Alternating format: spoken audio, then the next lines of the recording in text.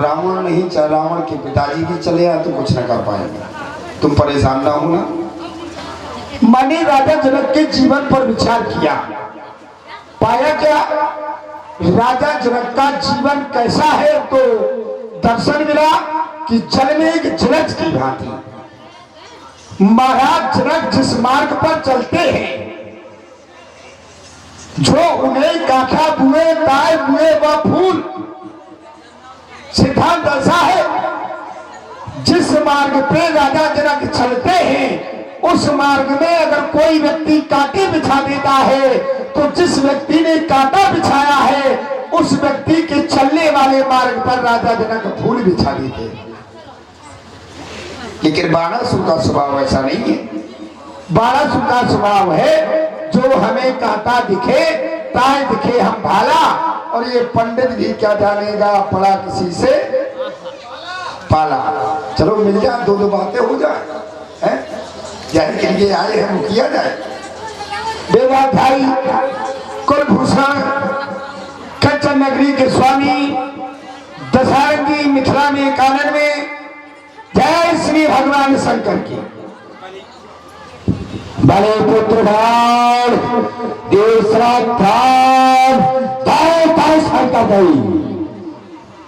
दशानंद जी, आपकी हमने घोषणा सुनी, आपकी घोषणा हमें अच्छी नहीं लगी। क्या अच्छी नहीं लगी? श्रीमान जी अच्छी ये नहीं लगी कि आप कहते हैं कि देखता हूं कौन राजा धनुष तोड़ेगा। धनुष खंडन नहीं होगा, और धनुष खंडन तब होगा जब आपके प्रश्नों का धनुष तोड़ने वाला उत्तर देगा, तब होगा। आपकी यही घोषणा थी? बिल्कुल बिल्कुल। चलिए आप अपने प्रश्न करिएगा। चलो सोचते हैं कि हम उनके उत्तर देने की कोशिश करेंगे, क्यों है ना? प्रश्न करिए आप। पहला प्रश्न, क्या इसको तोड़वाने में तुम समर्थित हो? भाई बिल्कुल समर्पित हूं। क्यों?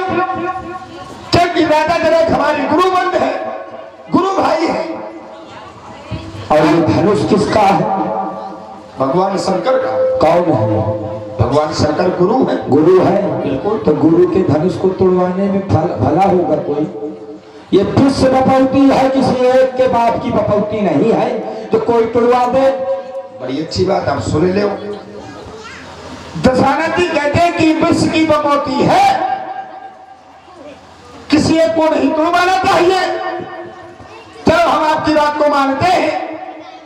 अगर ये विश्व बपौती है, धनुष भगवान शंकर का है, भगवान शंकर आ जाए आकर के कह देते राजा जनक धनुष तोड़वा रहे हो, उनकी पत्नी आ जाती मां गौरा आकर के कह देती राजा जनक धनुष क्यों तोड़वा रहे हो, उनके पुत्र गणेश, उनके पुत्र कार्तिकेय, ये नहीं है, सारा संसार आ जाता।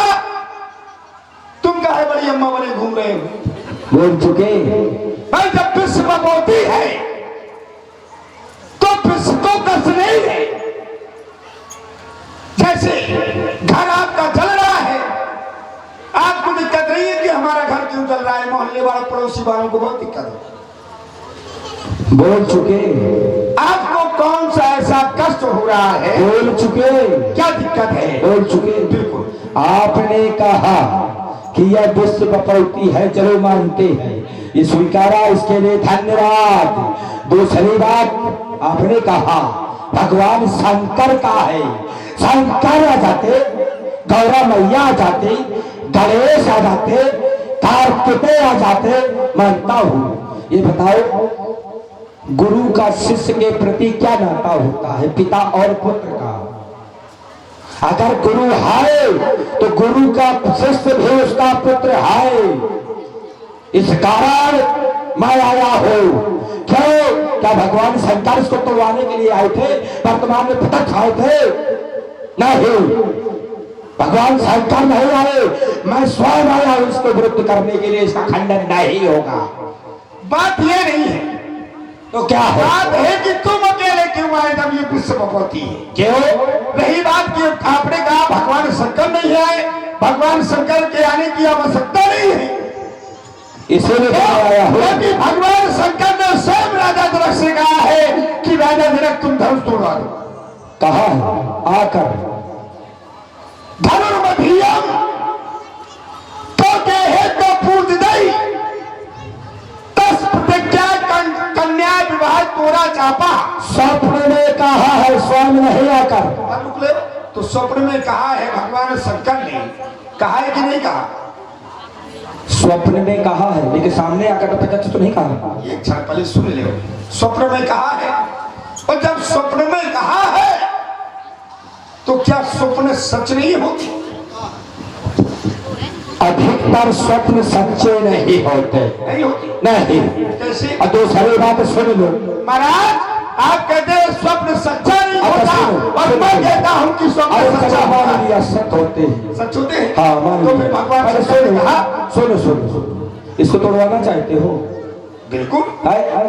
मैं तुम्हारे साथ खड़ा हूँ, किंतु दो प्रश्नों का उत्तर। हाँ, दो नहीं 4-5 जितने। क्या ये सजीव है? बिल्कुल सजीव है। सजीव है? बिल्कुल पूजनीय है बिल्कुल पूजनीय है कि नहीं? बिल्कुल है। तुम्हारे पिता सजीव है? क्या?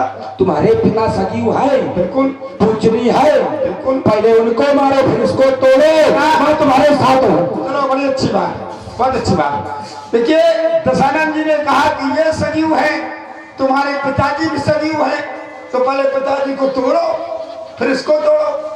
पहली बात तो आपका जो प्रश्न है ये गलत है। क्यों गलत है? सुन लो, ये अचल सजीव है कि नहीं है? एक सुन लो, अच्छी बात। और रही बात प्राण है कि नहीं है? मेरी बात तो सुनोगे? हाँ बोलो।